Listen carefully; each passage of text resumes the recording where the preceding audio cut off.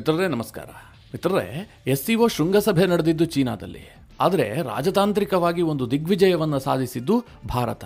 ಇದನ್ನು ಕೇಳಿದಾಗ ನಿಮಗೆ ಆಶ್ಚರ್ಯ ಆಗಬಹುದು. ಅದು ಹೇಗೆ ಭಾರತಕ್ಕೆ ರಾಜತಾಂತ್ರಿಕವಾಗಿ ದಿಗ್ವಿಜಯ ಸಿಕ್ಕಿದೆ?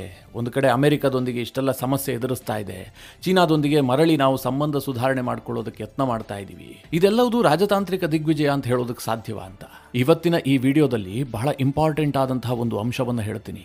ಭಾರತ ಹೇಗೆ ಒಂದೇ ಕಲ್ನಲ್ಲಿ ಎರಡು ಹಕ್ಕಿ ಹೊಡೀತು ಅಂತ.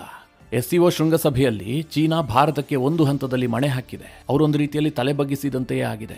ಇನ್ನೊಂದು ಕಡೆ Xi Jinping, Narendra Modi, Putin ಒಟ್ಟೊಟ್ಟಿಗೆ ಕಾಣಿಸಿಕೊಂಡು ಬಹಳ ಆತ್ಮೀಯರಾಗಿ ಮಾತನಾಡೋದಕ್ಕೆ ಶುರು ಮಾಡ್ತಿದ್ದ ಹಾಗೆ ಅತ್ತ ಅಮೆರಿಕದಲ್ಲಿ ಟ್ರಂಪ್ ಸರ್ಕಾರ ತನ್ನ ಟೋನನ್ನು ಬದಲಾಯಿಸಿದೆ. ಇವತ್ತು ಭಾರತದಲ್ಲಿರುವಂತಹ ಅಮೆರಿಕದ ರಾಯಭಾರಿ ವಿನೂತನ ರೀತಿಯಲ್ಲಿ ಒಂದು ಟ್ವೀಟ್ ಮಾಡಿ ಭಾರತ ಅಮೆರಿಕದ ಸಂಬಂಧ ಹೊಸ ಎತ್ತರವನ್ನು ತಲುಪುತ್ತೆ ಅಂತ ಹೇಳ್ತಾ ಇದ್ದಾರೆ. ಹೀಗಾಗಿ ಮಿತ್ರರೇ, ಇದೊಂದು ರಾಜತಾಂತ್ರಿಕ ದಿಗ್ವಿಜಯ. ಇದೆಲ್ಲದರ ನಡುವೆ ಪುತಿನ್ ಮತ್ತು ನರೇಂದ್ರ ಮೋದಿ ಅವರ ನಡುವೆ ಬಹಳ ಇಂಪಾರ್ಟೆಂಟ್ ಮೀಟಿಂಗ್ ಕೂಡ ನಡೆದಿದೆ.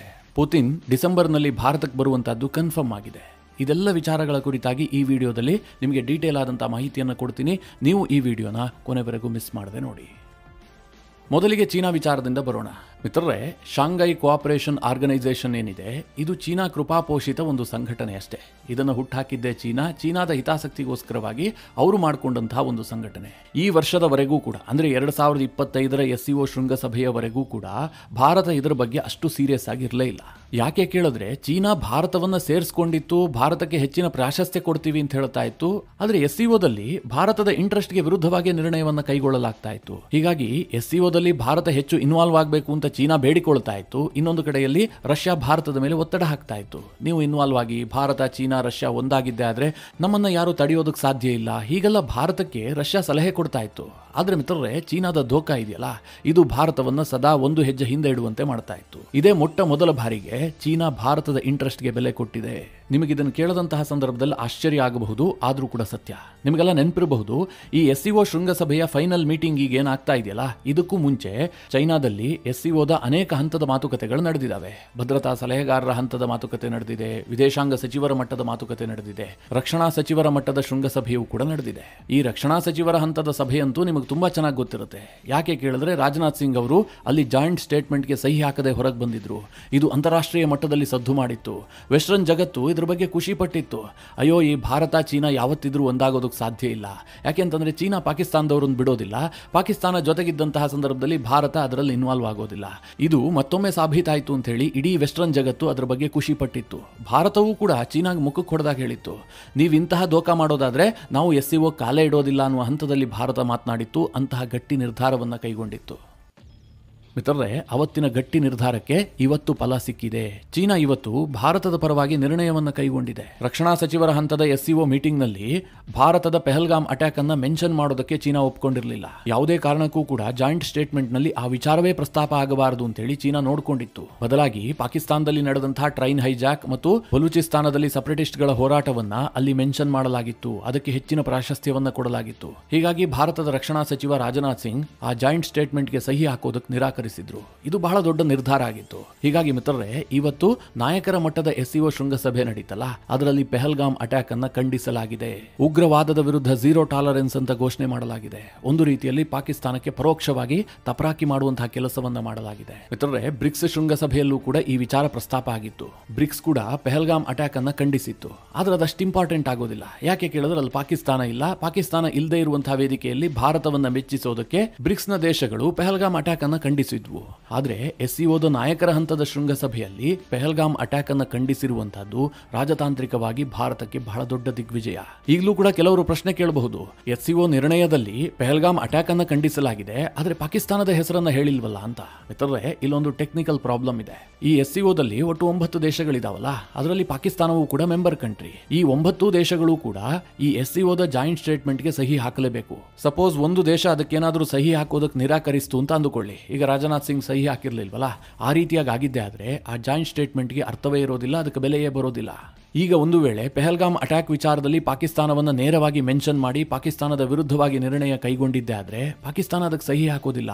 ಆ ಸಂದರ್ಭದಲ್ಲಿ ಈ ಜಾಯಿಂಟ್ ಸ್ಟೇಟ್ಮೆಂಟೇ ಹೊರಗೆ ಬರೋದಿಲ್ಲ. ಅದಕ್ಕೋಸ್ಕರವಾಗಿ ಬಹಳ ಜಾಗರೂಕತೆಯಿಂದ ಪಾಕಿಸ್ತಾನಕ್ಕೆ ಹೊಡೆದಂಗೂ ಆಗಿರಬೇಕು, ಭಾರತಕ್ಕೆ ಸಮಾಧಾನವೂ ಆಗಿರಬೇಕು.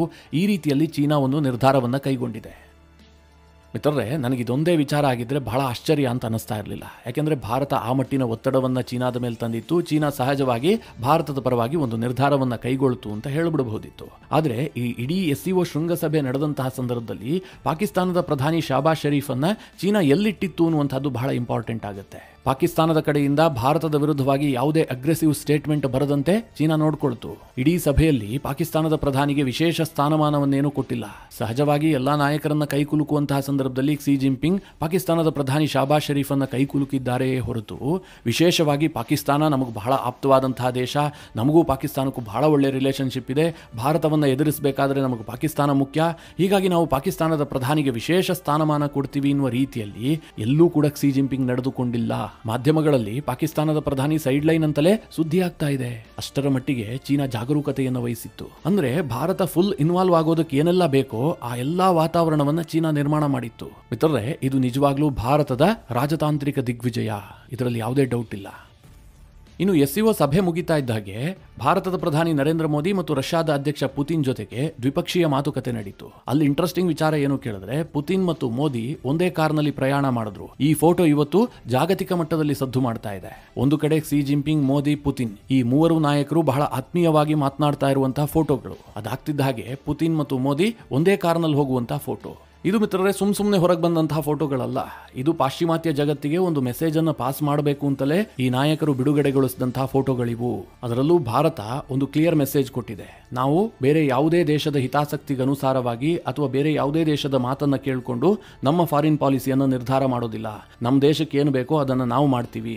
ನಮ್ಮ ದೇಶಕ್ಕೆ ಯಾವ ದೇಶದ ಜೊತೆಗೆ ಸ್ನೇಹ ಬೇಕೋ ಆ ದೇಶದ ಜೊತೆಗೆ ಸ್ನೇಹವನ್ನು ಬೆಳೆಸ್ತೀವಿ. ಈ ರೀತಿಯ ಒಂದು ಕ್ಲಿಯರ್ ಮೆಸೇಜ್ ಅನ್ನ ಪ್ರಧಾನಿ ನರೇಂದ್ರ ಮೋದಿ ಅವರು ಸೆಂಡ್ ಮಾಡಿದ್ದಾರೆ. ಇನ್ನು ಪುತಿನ್ ಜೊತೆಗೆ ಮೋದಿ ಮಾತನಾಡುವಂತಹ ಸಂದರ್ಭದಲ್ಲೂ ಕೂಡ ಮೋದಿ ಏನ್ ಹೇಳ್ತಾರೆ, 140 ಕೋಟಿ ಭಾರತೀಯರು ಡಿಸೆಂಬರ್ನಲ್ಲಿ ನಿಮ್ಮ ಬರುವಿಕೆಗಾಗಿ ಕಾಯ್ತಾ ಇದ್ದಾರೆ ಹೀಗಂತ ಮೋದಿ ಹೇಳ್ತಾರೆ. ಪುತಿನ್ರನ್ನ ಭೇಟಿಯಾದಂತಹ ಸಂದರ್ಭದಲ್ಲಿ ಮೋದಿ ಯಾವುದೇ ಮುಲಾಜ್ ಇಟ್ಕೊಳ್ಳೋದಿಲ್ಲ. ಅವರನ್ನ ತಬ್ಬಿಕೊಳ್ತಾರೆ, ಅವ್ರ ಜೊತೆಗೆ ಹೋಗ್ತಾರೆ, ಅವರ ಕೈ ಕುಲುಕ್ತಾರೆ. ಈ ಬಾಡಿ ಲ್ಯಾಂಗ್ವೇಜೇ ಒಂದು ಮೆಸೇಜ್. ಜಿಯೋ ಪೊಲಿಟಿಕ್ಸ್ ನಲ್ಲಿ ಇದಕ್ಕೆ ಸಿಕ್ಕಾಪಟ್ಟೆ ಮಹತ್ವ ಇದೆ. ಇಬ್ಬರು ನಾಯಕರು ಭೇಟಿಯಾದಂತಹ ಸಂದರ್ಭದಲ್ಲಿ ಅವರ ಬಾಡಿ ಲ್ಯಾಂಗ್ವೇಜ್ ಹೇಗಿತ್ತು, ಎಷ್ಟರ ಮಟ್ಟಿಗೆ ಅವರು ಇನ್ವಾಲ್ವ್ ಆದ್ರು, ಅದರಲ್ಲೇ ಹೇಳಬಹುದು ಮುಂದೆ ಏನಾಗುತ್ತೆ ಅನ್ನೋದನ್ನ. ಯಾಕೆ ಈ ಮಾತು ಹೇಳಿದೆ ಅಂತಂದ್ರೆ, ಚೈನಾದಲ್ಲಿ ಈ ನಾಯಕರು ಇಷ್ಟು ಆತ್ಮೀಯವಾಗಿ ಕಾಣಿಸ್ತಾ ಇದ್ದ ಹಾಗೆ ಅಮೆರಿಕ ಕಂಪ್ಲೀಟ್ ವಾಯ್ಸ್ ಡೌನ್ ಮಾಡಿದೆ. ಭಾರತದಲ್ಲಿರುವಂತಹ ಅಮೆರಿಕದ ಎಂಬಸಿ ಒಂದು ಟ್ವೀಟ್ ಮಾಡಿ ಹೇಳಿದೆ, ಭಾರತ ಮತ್ತು ಅಮೆರಿಕದ ಪಾಲುದಾರಿಕೆ ಹೊಸ ಎತ್ತರವನ್ನು ತಲುಪುತ್ತೆ. ಇದು 21ನೇ ಶತಮಾನದ ನಿರ್ಣಾಯಕ ಸಂಬಂಧ. ಈ ತಿಂಗಳು ಸಾಕಷ್ಟು ಮೇಜರ್ ಡೆವಲಪ್ಮೆಂಟ್ ಆಗುತ್ತೆ ಅನ್ನೋದನ್ನು ಕೂಡ ಈ ಟ್ವೀಟ್ ನಲ್ಲಿ ಮೆನ್ಷನ್ ಮಾಡಲಾಗಿದೆ. ಹಾಗೆ ಮುಂದುವರೆದು ಅಮೆರಿಕ ಹೇಳಿದೆ, ಈ ಎರಡೂ ದೇಶದ ಜನರ ಸ್ನೇಹ ಇದೆಯಲ್ಲ, ಇದು ನಮ್ಮ ಪಯಣಕ್ಕೆ ಇಂಧನ ಇದ್ದಂತೆ ಅಂತ ಅವರು ಟ್ವೀಟ್ ನಲ್ಲಿ ಮೆನ್ಷನ್ ಮಾಡಿದ್ದಾರೆ. ಭಾರತದಲ್ಲಿರುವಂತಹ ಅಮೆರಿಕದ ರಾಯಭಾರ ಕಚೇರಿ ಈ ಟ್ವೀಟ್ ಅನ್ನು ಮಾಡಿರೋದು. ಅದು ಯಾವ ಸಂದರ್ಭದಲ್ಲಿ? ಪುತಿನ್, ಕ್ಸಿ ಜಿನ್ಪಿಂಗ್, ಮೋದಿ ಭೇಟಿಯಾದಂತಹ ಸಂದರ್ಭದಲ್ಲಿ. ಈ ಭಾರತದಲ್ಲಿರುವಂತಹ ಎಂಬಸಿ ಇದೆಯಲ್ಲ, ಇದು ಯಾರ ಅಂಡರ್ ನಲ್ಲಿ ಬರುತ್ತೆ ಅಂತಂದ್ರೆ ಅಮೆರಿಕದ ಸ್ಟೇಟ್ ಡಿಪಾರ್ಟ್ಮೆಂಟ್ ಅಂಡರ್ ನಲ್ಲಿ ಬರುತ್ತೆ. ಅದರ ನೇತೃತ್ವವನ್ನು ವಹಿಸಿಕೊಂಡಿರುವಂತಹದ್ದು ಮಾರ್ಕೋ ರೂಬಿಯೋ. ನಿಮಗೆ ನೆನಪಿರಲಿ, ಅಮೆರಿಕ ಮತ್ತು ಭಾರತದ ಸಂಬಂಧ ಈ ಮಟ್ಟಿಗೆ ಹಾಳಾಗಿರೋದಕ್ಕೆ ಕಾರಣ ಕೆಲವು ವ್ಯಕ್ತಿಗಳು. ಯಾರು ಅಂತ ಹೆಸರೇನು ನಿಮಗೆ ಹೇಳಬೇಕಾಗಿಲ್ಲ, ಈಗ ಆಲ್ರೆಡಿ ನಿಮಗೆ ಗೊತ್ತು. Number 1 Trump, number 2 Scott Besant, US treasury secretary, number 3 ಟ್ರಂಪ್ರ ಸಲಹೆಗಾರ ಪೀಟರ್ ನವಾರೋ.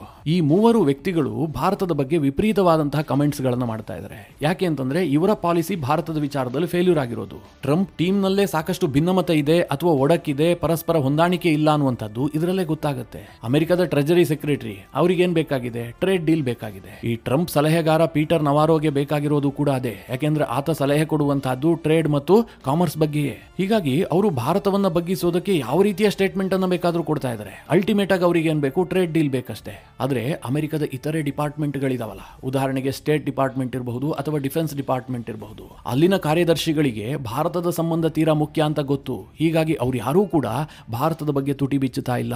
ಸದ್ಯದ ಪರಿಸ್ಥಿತಿಯಲ್ಲಿ ಭಾರತ, ಚೀನಾ, ರಷ್ಯಾ ಹತ್ತಿರವಾಗ್ತಿದ್ದಂತೆ ಅಮೆರಿಕದಿಂದ ಬಂದಿರುವಂತಹ ಈ ಟ್ವೀಟ್ ಇದೆಯಲ್ಲ, ಬಹಳ ದೊಡ್ಡ ಮಟ್ಟದಲ್ಲೇ ಮ್ಯಾಟರ್ ಆಗುತ್ತೆ.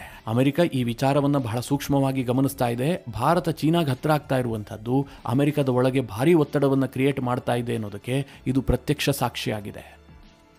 ನನಗನ್ಸುತ್ತೆ ಮಿತ್ರರೇ, ಭಾರತದ ವಿದೇಶಾಂಗ ನೀತಿ ಇದೆಯಲ್ಲ, ಹಿಂದೆಂದಿಗಿಂತಲೂ ಗಟ್ಟಿಯಾಗಿದೆ ಅಂತ ನಾವು ಘಂಟಾಘೋಷವಾಗಿ ಹೇಳಬಹುದು. ನೀವು ಪಕ್ಷಾತೀತವಾಗಿ ನೋಡಬೇಕು. ಮೋದಿ ಅಧಿಕಾರದಲ್ಲಿದ್ದಾರೆ, ಮೋದಿ ಬಿಜೆಪಿಯವರು, ನಾನು ಕಾಂಗ್ರೆಸ್ನವನು ಅಥವಾ ನಾನು ಜನತಾದಳದವನು, ಹೀಗಾಗಿ ನಾನು ಭಾರತದ ಫಾರಿನ್ ಪಾಲಿಸಿಯನ್ನು ಒಪ್ಪೋದಿಲ್ಲ, ಹೀಗೆ ಹೇಳೋದಲ್ಲ ಮಿತ್ರರೇ. ಈಗ ನಾವು ಭಾರತೀಯರಾಗೇ ಈ ವಿಚಾರವನ್ನ ನೋಡಬೇಕೇ ಹೊರತು ಇಲ್ಲಿ ಯಾವುದೋ ಪಕ್ಷ ಅಥವಾ ಆಂತರಿಕ ರಾಜಕಾರಣವನ್ನ ಮಿಕ್ಸ್ ಮಾಡುವಂತಹ ಕೆಲಸವನ್ನ ಮಾಡಬಾರದು. ಅದರ ಹೊರತಾಗಿ ನಾವೊಬ್ಬ ಭಾರತೀಯರಾಗಿ ಈ ಎಲ್ಲ ವಿಚಾರವನ್ನು ಸೂಕ್ಷ್ಮವಾಗಿ ಗಮನಿಸಿದ್ರೆ ನಮ್ಮ ದೇಶದ ವಿದೇಶಾಂಗ ನೀತಿ ಬಹಳ ಗಟ್ಟಿಯಾಗಿದೆ. ಈ ಗಟ್ಟಿ ವಿದೇಶಾಂಗ ನೀತಿಯ ಕಾರಣದಿಂದಾಗಿಯೇ ಇವತ್ತು ಅಮೆರಿಕವೂ ಕೂಡ ಭಾರತದ ಬಗ್ಗೆ ಮಾತನಾಡ್ತಾ ಇದೆ. ಭಾರತವನ್ನು ಬೆದರಿಸೋದಕ್ಕೆ ಸಾಧ್ಯ ಆಗೋದಿಲ್ಲ ಅಂತ ಗೊತ್ತಾಗ್ತಿದ್ದ ಹಾಗೆ ಭಾರತಕ್ಕೆ ನೈಸ್ ಮಾಡುವ ಕೆಲಸವನ್ನು ಅಮೆರಿಕ ಮಾಡ್ತಾ ಇದೆ. ಚೈನಾ ಕೂಡ ಭಾರತದ ಮಾತಿಗೆ ಮನ್ನಣೆ ಕೊಡುವಂತಹ ಕೆಲಸ ಮಾಡಿದೆ. ಮಿತ್ರರೇ, ಈ ನೀತಿಯಿಂದ ಏನಪ್ಪಾ ಬೆನಿಫಿಟ್? ಒಂದು ಕಡೆ ಚೈನಾ, ಇನ್ನೊಂದು ಕಡೆ ಅಮೆರಿಕ, ಭಾರತ ಬ್ಯಾಲೆನ್ಸ್ ಮಾಡೋದ್ರಿಂದ ಏನಾದರೂ ಲಾಭ ಆಗುತ್ತಾ ಕೇಳಿದ್ರೆ ಸಹಜವಾಗಿ ಲಾಭ ಆಗುತ್ತೆ. ಚೈನಾ ಮುಂದಿನ ಕೆಲ ವರ್ಷಗಳ ಕಾಲ ಗಡಿಯಲ್ಲಿ ಶಾಂತಿಯನ್ನು ಸ್ಥಾಪಿಸುತ್ತೆ. ಇನ್ನೇನೋ ಮುಂದೆ ಎಡವಟ್ಟಾಗಿಲ್ಲ ಅಂತಂದ್ರೆ ಗಲ್ವಾನ್ ರೀತಿಯ ಘರ್ಷಣೆಯನ್ನ ಮುಂದಿನ 5-6 ವರ್ಷ ನೋಡೋದಕ್ಕೆ ಸಿಗೋದಿಲ್ಲ ನಿಮಗೆ. ಇದು ಭಾರತಕ್ಕೆ ಬೆನಿಫಿಟ್ ಅಲ್ವಾ? ಇನ್ನೊಂದು ಕಡೆ ಟ್ರೇಡ್ ಡೀಲ್ ವಿಚಾರದಲ್ಲಿ ನನ್ನ ಮೂಗಿನ ನೇರಕ್ಕೆ ಆಗಬೇಕು ಅಂತ ಅಮೆರಿಕ ಒತ್ತಡ ಹಾಕ್ತಾ ಇತ್ತಲ್ಲ, ಇನ್ಮುಂದೆ ಆ ಗಟ್ಟಿ ಒತ್ತಡ ಕಾಣೋದಕ್ಕೆ ಸಿಗೋದಿಲ್ಲ. ಅವರು ಕೂಡ ಸ್ವಲ್ಪ ತಲೆ ಬಗ್ಗಿಸ್ತಾರೆ. ಯಾಕೆಂದ್ರೆ ಭಾರತ ಆ ಮಟ್ಟಿನ ರೆಸಿಸ್ಟೆನ್ಸ್ ಪವರ್ ಅನ್ನು ತೋರಿಸಿದೆ. ಹೀಗಾಗಿ ಭಾರತದ ಈ ಗಟ್ಟಿ ಫಾರಿನ್ ಪಾಲಿಸಿಯ ಲಾಭ ಭಾರತೀಯರಿಗೆ ಆಗತ್ತೆ. ಮಿತ್ರರೇ, ಈ ಎಲ್ಲ ವಿಚಾರಗಳ ಕುರಿತಾಗಿ ನೀವೇನು ಹೇಳ್ತೀರಿ? ನಿಮ್ಮ ಅನಿಸಿಕೆ ಅಭಿಪ್ರಾಯವನ್ನು ಕಮೆಂಟ್ ಮಾಡುವ ಮೂಲಕ ನಮಗೆ ತಿಳಿಸಿ. ಹಾಗೆ ನಿಮಗೆ ಈ ವಿಡಿಯೋ ಇಷ್ಟವಾದರೆ ಲೈಕ್ ಮಾಡಿ. ಜೊತೆಗೆ ನೀವಿನ್ನೂ ನಿಮ್ಮ ನೆಚ್ಚಿನ ಸಂಸ್ಕಾರ ಸೌರಭ ಯೂಟ್ಯೂಬ್ ಚಾನಲ್ನ ಸಬ್ಸ್ಕ್ರೈಬ್ ಮಾಡಿಲ್ಲ ಅಂತಾದರೆ ಈ ಕೂಡಲೇ ಸಬ್ಸ್ಕ್ರೈಬ್ ಮಾಡಿ. ಮುಂದಿನ ಎಲ್ಲ ಅಪ್ಡೇಟ್ಗಳ ನೋಟಿಫಿಕೇಷನ್ಗಾಗಿ